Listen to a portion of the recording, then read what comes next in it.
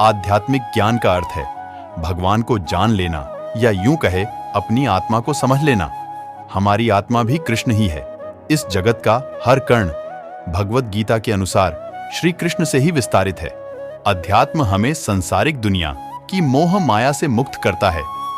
यहाँ संसारिक मोह माया से दूर होने का अर्थ है अपने क्रोध, लोभ, लालच जैसे विचारों से मुक्त हो जाना, या यूं कहे इन पर काबू पा लेना।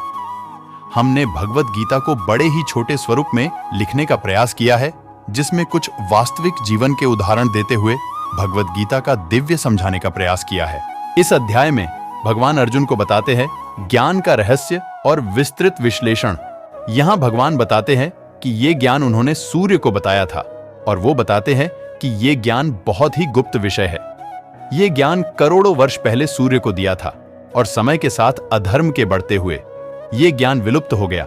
ये ज्ञान बहुत ही उत्तम रहस्य है, अर्थात गुप्त रखने योग्य विषय है। दोस्तों, यहाँ गुप्त से मतलब है कि इस ज्ञान का अनादर नहीं होना चाहिए, अर्थात हमें इस ज्ञान को जानने के बाद अपने जीवन में लागू करना चाहिए। ये ज्ञान भगवान अर्जुन को उनका भक्त होने के कारण देते हैं, और ये ज्ञान आज हम तक आ रहा है। ये भी श्री कृष्ण की कृपा ही है। हमें ये गुप्त रहस्य मिला है, तो हमें अवश्य इसका लाभ उठाना चाहिए। जब भगवान अर्जुन को बताते हैं कि ये ज्ञान पहले उन्होंने सूर्य को दिया था, तो अर्जुन के मन में एक संशय उत्पन्न होता है। वो पूछते हैं, हे मधुसूदन, आपका जन्म तो अर्वाचीन हाल का है, और सूर्य का जन्म बहुत पुराना है, अर्थात कल्प के आदि में ही हो चुका था। भगवान कहते हैं, अर्जुन, ये तू जानता है कि मेरा जन्म अभी का है, परंतु ये अधूरा सत्य है। भगवान अर्जुन की दुविधा दूर करते हुए एक और रहस्य बताते हैं। वो बताते हैं कि मैं अजन्मा, अविनाशी और समस्त प्राणियों का ईश्वर हूं, और मैं हर युग में अपनी योग माया से प्रकट होता हूं। अर्थात श्री गीता ज्ञान भगवान पहले भी दे चुके हैं, और आगे भी समय समय पर अधर्म बढ़ने पर जन कल्याण के लिए देते रहेंगे।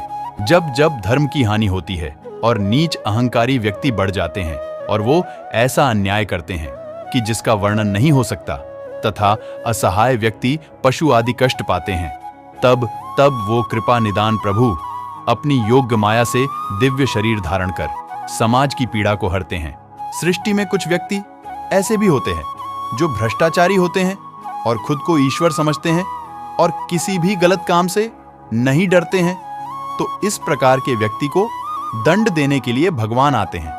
अब भगवान बताते हैं कि जब व्यक्ति काम, क्रोध, मद और लोभ में फंसकर दूसरे लोगों का अहित शुरू कर देता है, वो तीनों लोकों में सजा पाता है। लेकिन यदि व्यक्ति काम, क्रोध, मद और लोभ को खत्म कर खुद को श्री कृष्ण को समर्पित कर देते हैं, तो वो मोक्ष प्राप्त करते हैं। भगवान अर्जुन से कहते हैं कि जो मनुष्य मुझे निरंतर ध्यान करते हैं, उनके सभी अवगुणों को हर लेता हूं।